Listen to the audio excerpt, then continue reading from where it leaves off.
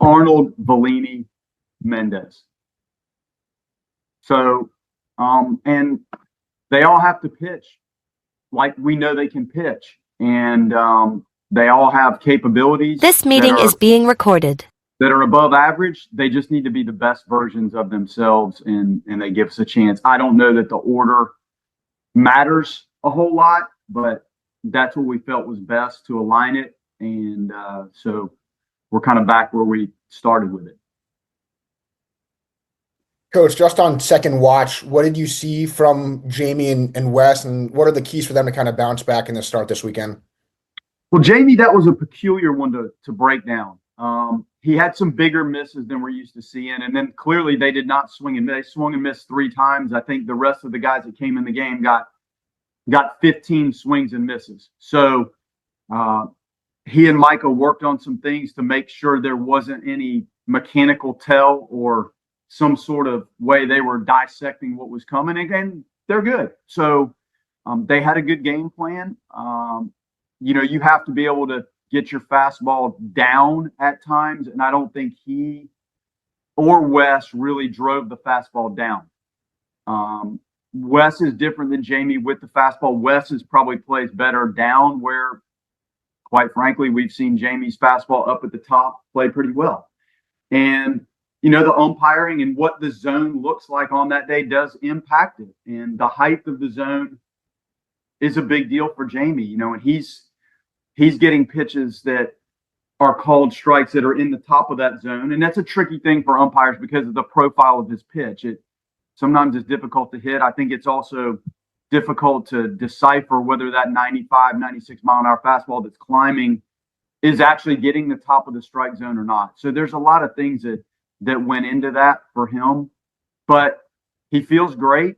All of his pitches were functional. I just don't think he quite had the command of it. And, sometimes you have great outings where everything clicks for you. And then, the guys pitching in the big leagues today, there's guys that are going to go out there with their A stuff and it all clicks. There's going to be some guys that probably go out there and it doesn't quite fall into place. And that's just the nature of pitching. And when you get to go out there once a week, you have to sit on the good, and you also have to wear the bad when it doesn't go right. So he got good work in, and I think he'll be better off because of how it went, and then because of some minor modifications he made.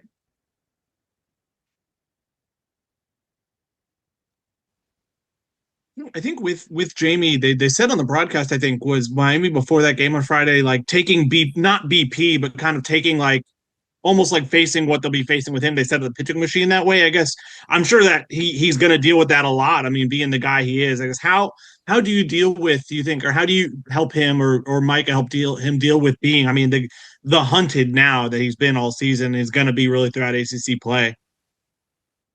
Well, you see teams use that a lot, and I've watched other teams, not just Miami, use the pitching machine, and they did it again for Mendez. And it's you can't throw batting practice like he's pitching. Like, that fastball profile is so unusual that maybe the machine gives you the best crack at it. I told him on the bus after the game, I said, hey, we all love you. I don't know that anybody on the bus nor myself can understand maybe what he goes through on a weekly basis with the expectations for himself, with the expectations team-wise. Like, hey, what does Jamie Arnold mean to the team? Like, I think he shoulders that a little bit. And then I think, obviously, the magnification of what's coming down the road for him with the draft. That's clearly a lot for any athlete to deal with. And I told him, Jamie, when you put the baseball stuff on and it's time to go to work, you go work as hard as you can work on improving your craft. Every time you put the uniform on, the practice t-shirt, the weightlifting attire, when you take that off, enjoy this group of guys that we have. Like, we have a great group. You see how this group likes to play and likes to compete. And so when you can be one of the guys and enjoy the guys and enjoy what it's like to be a student at Florida State, just enjoy that and then go back to work. So I think that's the best way to manage, as you said, a target or a bullseye, like because of who he has turned himself into. But that is also a good problem, and because you look at where this could take him. So you do shoulder some extra pieces when you have elevated yourself to that athletic capability. That doesn't mean it's easy, but you have to learn how to be a quote unquote professional and go do your job and then try to leave some of the work at work so you can relax and regroup and enjoy the rest of your evening or your morning, so it doesn't feel like it's surrounding you with every phase of your life. Coach, you mentioned just being one of the guys. I'm wondering on the bus ride home if you have any stories and just what the guys were like. But at the same time, obviously, you've got 7 straight road games. Just how do you kind of recalibrate and make sure you keep the energy up going into this weekend? Well, they were thrilled, like going out in the outfield, and I that's my little 5 minutes of enjoyment, and just looking at their faces and how excited they are, and that they delivered a good result. You guys have had time to dig on this. I don't know that we've ever seen this in the sport of baseball at the major league level. It sounded like no, and has it ever happened in college? I don't know. So we witnessed something that may have never happened before. So they were thrilled, and they're jumping around and screaming in left field, and then they're fired up. They got the music in the locker room going at the Jacksonville Park, and we get on the bus. We actually took 2 buses so the guys could spread out a little bit. It's just it gets tight with all those big dudes, and they go back and they play this game on the back of the bus. Jordan, if I had to play this game, the game would be terrible because I would have no idea. I've heard it for probably 15 years on the bus. And there's no phones, there's no laptops. It's just them piled up in a group playing this. You have to ask them about it. But so then it kind of, that's their enjoyment. Had we lost, those bus rides are basically silent, but they get to play their little game as a reward, whatever they're doing back there. There's no cards involved. It's just them yelling and talking and laughing and heads down. Like, I don't know what they're doing, but they sure like it. Are the random question, are the McFlurries back, or is that a last year thing? Did that stay on last year? Well, I just kind of fly by the seat of my pants on that. And some days that seems like the right thing to do. I don't feel like I've gone to that yet. And I don't know why I did it last year. It's kind of fun. And you find little reasons to do it. I remember one team, like, it was a great offensive team, and we could not score a run in the 5th inning of the games. Could not. You looked at our run totals, and it was outstanding. And then you got to the 5th inning, and we couldn't score. I can't explain it. Usually that's the time in the game you actually do score, and this is I just like, guys, if you score a run today in the 5th inning, we'll just stop and get McFlurries on the way home. They thought that was the coolest thing. So and I actually like the Oreo McFlurry. So sometimes I guess maybe if I'm in the mood for it, I come up with some reason to stop the bus. And it's not always easy when you call the McDonald's and say, can you have 50 McFlurries ready at 6 p.m.? That doesn't always go well, but we've pulled it off. I don't know yet. That could happen. Could happen today. Who knows? Like, I'm not there. It's too early for that thought yet. That usually comes maybe between lunch and dinner, somewhere in there. The way that I don't know exactly what the time was of Gage's down to first base before Alex's grand slam, but just the way that he got down the line to for that infield single. Just what can you say about his speed and just the effort to get to first base there? Yeah, well, when he rolled out of the box, it helped him. He hit that ball at the end of the bat a little bit, and you could tell. Your run time, he's probably between a 4.05 and a 4.15, depending on the exiting of the box. And when you're out in front a little bit and catch it maybe off the end, whether you're batting right or left-handed, you're almost rolling into your pathway to first base. And he did that, and it helped. Just huge at bats. That one included. I thought for a chance that thing might squirt through there. I was watching Ty. Like, as the third base coach, that was evolving into a really tricky thing. And I was kind of playing along with Ty on that. If that ball squirts through with nobody out, like, you probably have a chance to end it right there.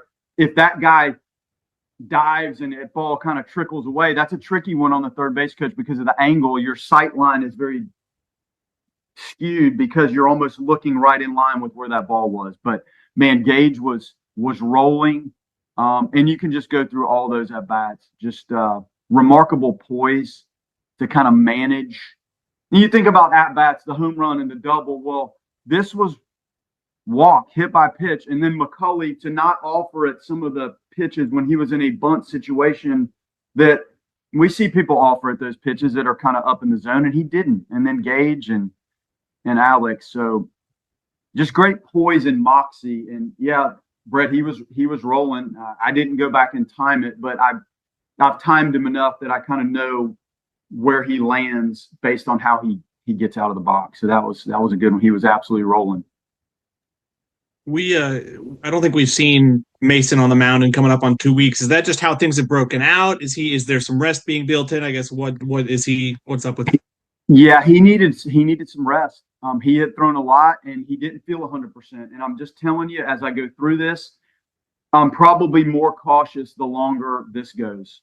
And there's times when you're starting out in this business and you want to press and you want to throw your horses out there, the guys that have performed. And I guess as I've watched this thing unfold in the last 10 years with the nature of the pitching and how fragile it is and how dynamic it is, as these guys become more dynamic, I think when they don't feel 100%, they might need a little more rest because it's the workload and the effort and the caliber of the breaking pitches and the velocities are different.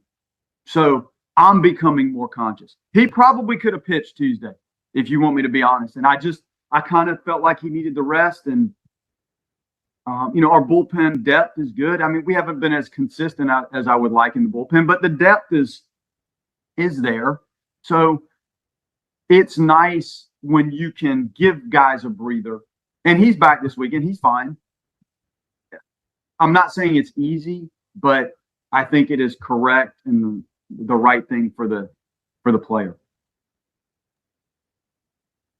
I guess kind of along those lines, you can't assume the season's going to go as long as it can, but you talked about it. How tough is it when you're staring down potentially, I mean, a 70-game season and you're at 25 now? Like, how do you have to be super careful?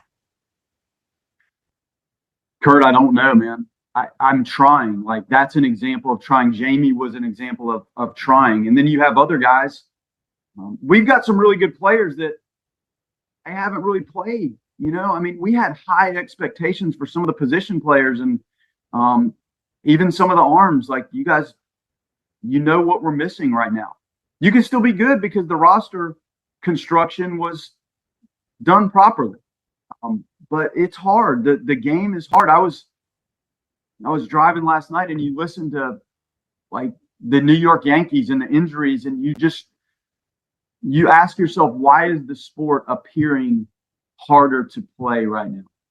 And you listen to it in basketball. There's load management in basketball. I was listening to somebody talk about the Celtics back in Kevin McHale and Larry Bird and Robert Parrish and like how much they actually played. In games that didn't really matter at the end of the year, they still played. I think it's just an evolution of the athletes being stronger, better, more capable, better strength and conditioning. They're bigger, faster. So I think there's maybe more risk and more flaws in how dynamic everybody is.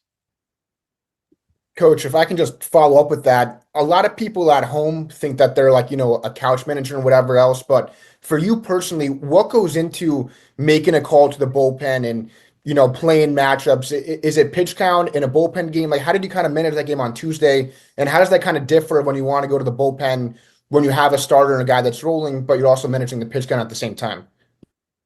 Well, Mike and I spend a lot of time every day going over what we feel each individual guy is capable of safely doing. And man, we were right at it in the Tuesday game. We were right at it. And the relievers are not built and dialed up pitch count wise the same way the starting pitchers are. They're just not. So we know what we're looking at going into these games. And once you're in it, you're just assessing how this feels and looks. And I try to stay ahead of who is working in the bullpen as Micah's calling the game. Calling the game Tuesday, every pitch mattered. So if Micah called 140 pitches, that was 140 critical moments in his mind as to what's right. I'm just trying to stay ahead of the lineup a little bit and not have guys caught off guard in their preparation.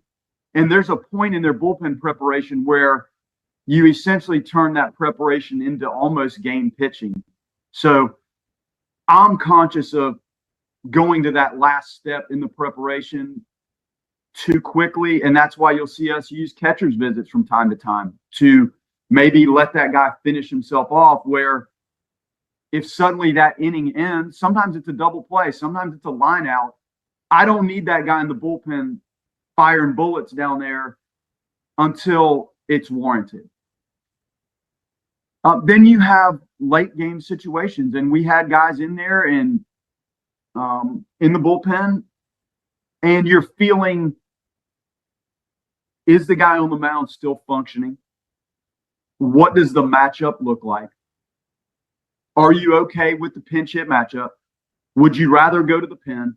Who in the pen has been consistent lately when you know you have somebody on the mound that's actually throwing strikes, stuff is okay, still within the range of the pitch count? Those are tough. And quite frankly, Jordan, I think those decisions impact the game as much as anything you can do as a manager is to put a new pitcher in the game, because you're in control of the ball, the pitches, what you throw, when you throw it. I think it's the most impactful part of it.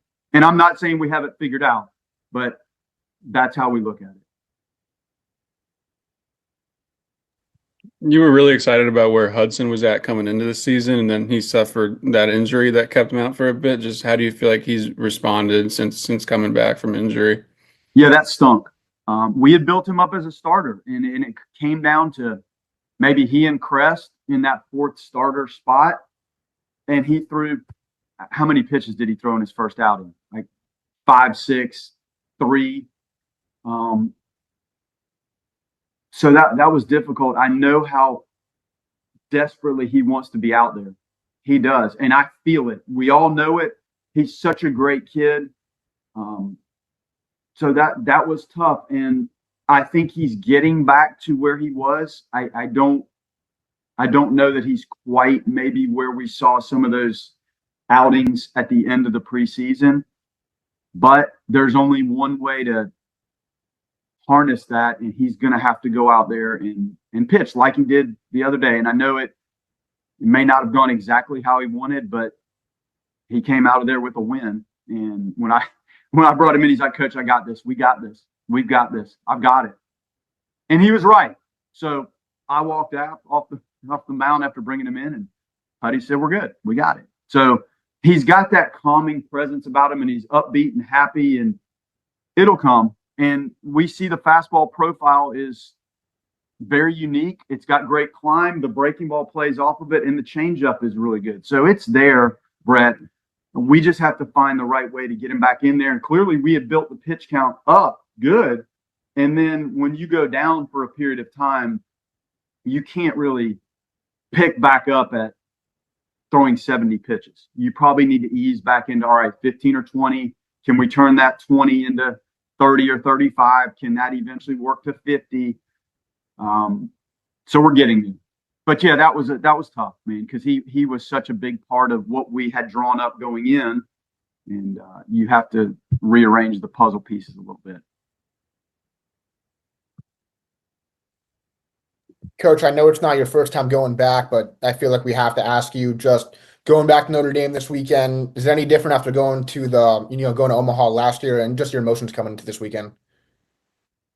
Yeah, it's unique for me. The players, as time goes on, you don't have as many players. I mean, Jackson Denny's and DM Jefferson and Brady Gump, and there's still a very small group, but it was different than the first time.